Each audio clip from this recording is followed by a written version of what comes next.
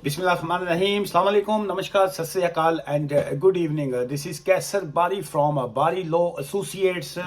मैं उम्मीद करता हूं जी आप सब अच्छे होंगे। बहुत शुक्रिया आप दोस्तों का जो वीडियोस को देखते हैं, आगे शेयर करते हैं, और बहुत से लोगों के जो है वो मैसेज भी आते हैं कि जी कि आप बहुत अच्छा काम कर रहे हैं, और बहुत से लोग जब ऑफिस में आते हैं फिर अप्रिशिएट भी करते हैं। सो मैं जो है बॉटम ऑफ माई हार्ट जो है तहे दिल से जिसको कहेंगे मैं आपका शुक्रिया अदा करता हूं। आज का जो हमारा इमिग्रेशन ये वाला सेशन है जी, इसमें आज 2 पॉइंट्स के ऊपर हम बात करेंगे। एक तो ये है कि जो लेटेस्ट असाइलम के हवाले से जो चीज़ें चल रही हैं जी, एक तो मैं वो आपके साथ बात करूंगा, और सेकंड ये है कि ये जो फैमिली वीज़ाज हैं उसके ऊपर हम बात करेंगे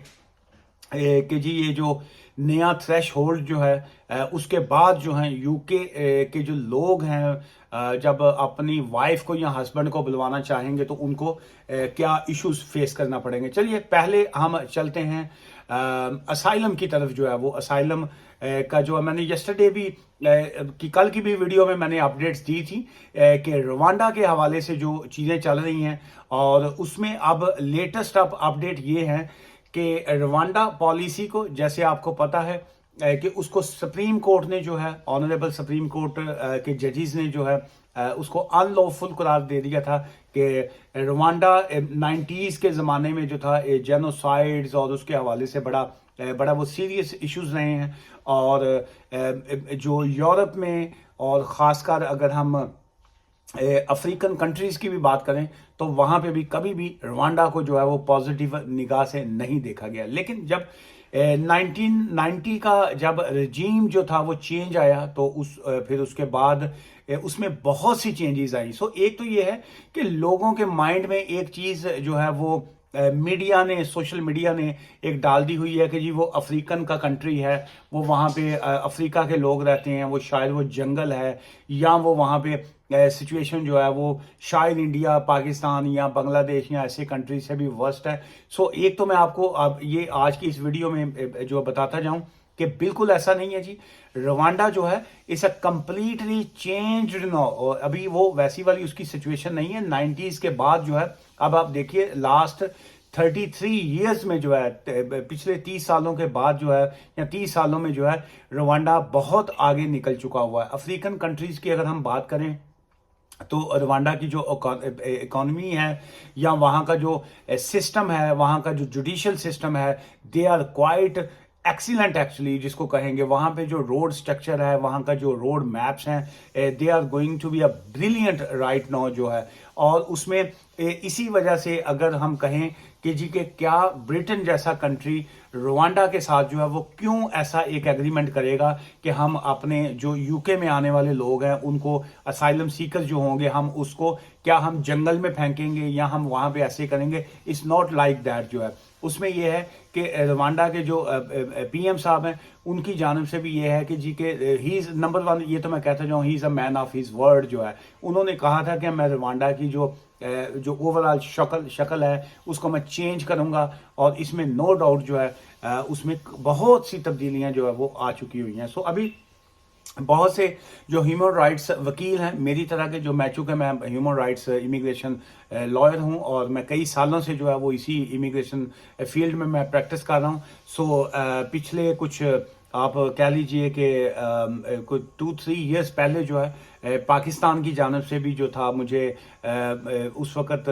बिलावल साहब जो हैं, बिलावल भुट्टो जरदारी साहब जो हैं, वो चेयरमैन अपॉइंट हुए थे ह्यूमन राइट्स के हवाले से वर्ल्ड वाइड जो है। सो उसमें जो था मैं एज अ बीइंग वकील एडवोकेट हाई कोर्ट जो है मुझे वाइस चेयरमैन जो था वो अपॉइंट किया गया जो ह्यूमन राइट्स कमेटी की जानब से इंटरनेशनली जो है। सो आई एम स्टिल जो है जो लाहौर हाई कोर्ट है और जो पाकिस्तान की हाई कोर्ट्स हैं उसकी जानब से मैं स्टिल जो है वो ह्यूमन राइट्स का जो है वो मेंबर के साथ साथ जो है I am a vice chairman जो है, को चेयरमैन जिसको कहेंगे, क्योंकि बिलावल भुट्टो जरदारी साहब जो है वो चेयरमैन थे, and I am my self जो है मैं आई एम अ को chairman of human rights committee जो पाकिस्तानी हाई कोर्ट्स हैं। सो उसमें मैं वर्ल्ड वाइड जो है ह्यूमन राइट्स के हवाले से बड़ा एक्टिवली काम भी कर रहा हूँ जी। सो कुछ चीज़ें होती हैं जो हिडन होती हैं, जो बहुत सी चीज़ें जो है वो चूँकि यूके से आप लोगों का इमिग्रेशन के अलावा आप लोगों का चूँकि ताल्लुक नहीं होता, सो मौका नहीं मिलता इस तरह की जो पर्सनल चीज़ें शेयर करने के लिए। सो उसमें अभी ये है कि ह्यूमन राइट्स के हवाले से जो ह्यूमन राइट्स वकील हैं उनका कोई डेलीगेशन जो है, और उसको रवांडा भी जो है वो प्लानिंग है इनकी कि उनको वहाँ पे जाएं और वहाँ की सिचुएशन जो है वो भी लोगों तक पहुँचाएं। और उसमें मुझे भी इनविटेशन है सो फार के जी के आप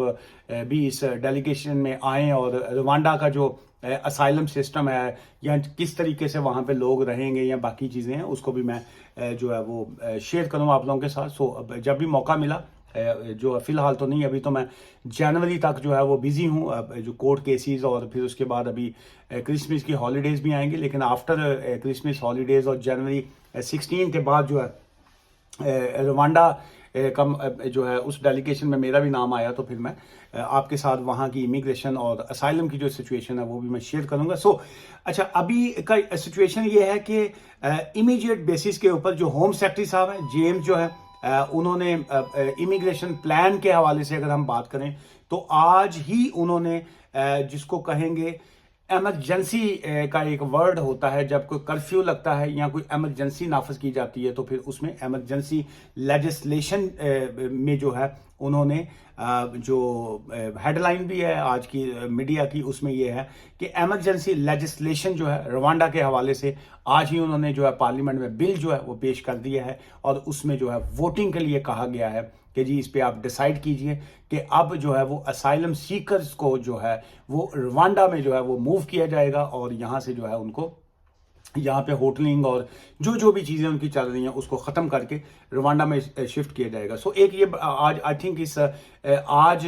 6 दिसंबर 4:30 बजे 4:38 के ऊपर जो है ये अपडेट थी कि जो है वो लेजिस्लेशन जो है वो इस टाइम के ऊपर जो था उन्होंने पेश कर दी गई कि जी के ये जो लेजिस्लेशन जो है कानून एक बना दिया जाए ताकि उसको किसी भी कोर्ट में या किसी तरफ चैलेंज ना किया जाए, और असाइलम सीकर जो है उनको रवांडा में शिफ्ट किया जाए। सो ये बहुत से लोग जो हैं जो असाइलम पे हैं, सो उनका क्या फ्यूचर बनेगा या क्या है अभी सो फार कुछ नहीं कहा जा सकता, लेकिन मेरा पॉइंट ऑफ व्यू इसमें यह है कि अगर ये लेजिस्लेशन जो है वो कामयाब हो जाती है, जो लगता है कि हो जाएगी, उसकी वजह यह है कि ये जो सिविलाइज्ड कंट्रीज होते हैं इनके पॉलिटिशियन या इनके जो सारा सिस्टम होता है ये अपनी एक कंट्री के हक में और अपनी बहुत सी ऐसी चीज़ें जिसमें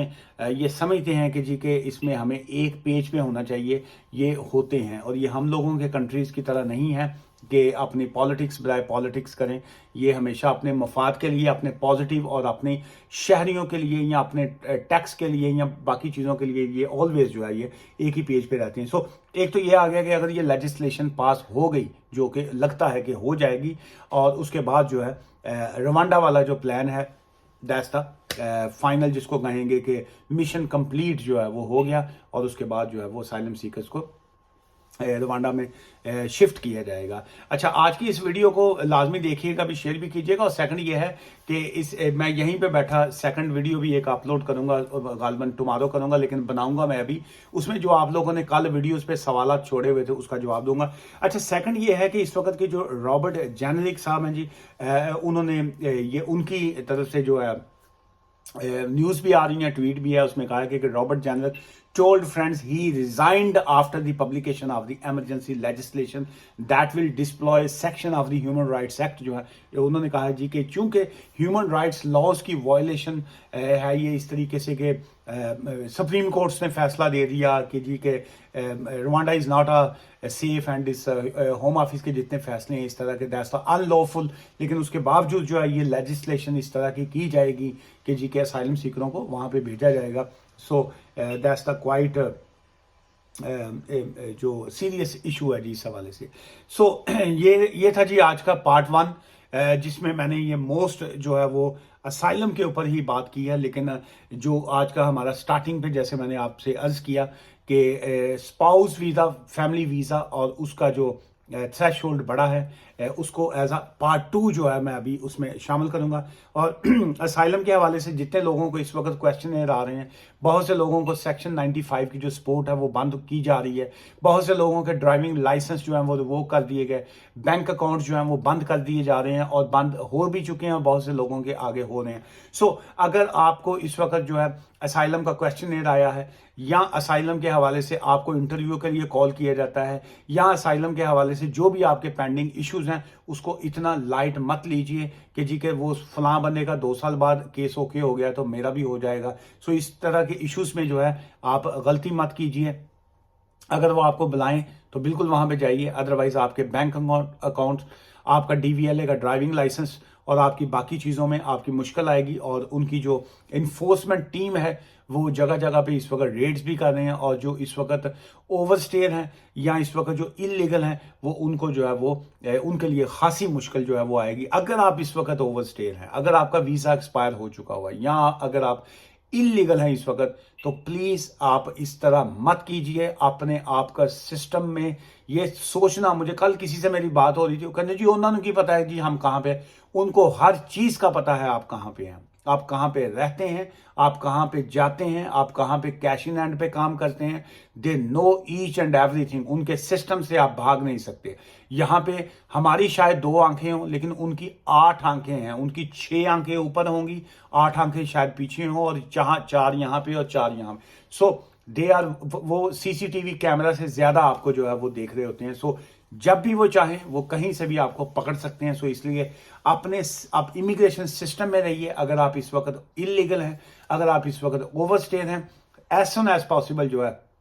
अपनी जो भी एप्लीकेशन आप लगाना चाहें उनके सिस्टम में इन हो जाइए। मैं नहीं कहता कि आप मेरे पास ही हैं, यहाँ पे हजारों और वकील हैं, मेरे से बहुत अच्छे वकील हैं, किसी के पास भी आप जाइए। चूंकि आजकल वैसे तो रिमोट का ज़माना है, आजकल ये लाजमी नहीं होता कि अगर आप कहें कि जी आप तो ब्रैडफर्ड में हैं तो हम आपके पास कैसे आएँ, हम तो लंदन में रहते हैं या हम स्कॉटलैंड में रहते हैं। आजकल ऑनलाइन एप्लीकेशंस होती हैं। सो इसलिए आपको स्पेशली मेरे पास आने की ज़रूरत नहीं है। आप अगर हमें एंगेज करना चाहें तो आप फ़ोन पे बात करके लीगल एडवाइस फ़ोन पे ले सकते हैं। उसके बाद डॉक्यूमेंट्स आप हमें व्हाट्सअप कर सकते हैं, ईमेल कर सकते हैं, और इस तरह सारा काम जो है वो रिमोटली होता है। लेकिन फिर उसके बावजूद मैं आपसे ये कहूँगा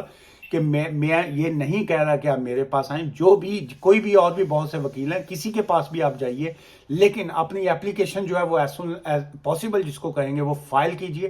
ताकि आप उनके सिस्टम में रह सकें और आपको ये ना हो कि वो आप पकड़े जाएं और आपको वो रवांडा मूव कर दें। सो इसलिए उनके सिस्टम में अगर आप रहेंगे, आप पुरानी एप्लीकेशन में रहेंगे तो आप यूके लॉ के मुताबिक आएंगे। लेकिन अगर आप as a overstayer, as a illegal पकड़े जाएंगे और न्यू कानून के मुताबिक आएंगे तो फिर आपको वो रवांडा शिफ्ट करेंगे। आज की इस वीडियो से मुझे इजाजत दीजिए, और इसका पार्ट 2 जो है वो इज अबाउट फैमिली जो वीज़ाज हैं उसके बारे में होगा जी। दुआ में याद रखिएगा। Take care, bye for now.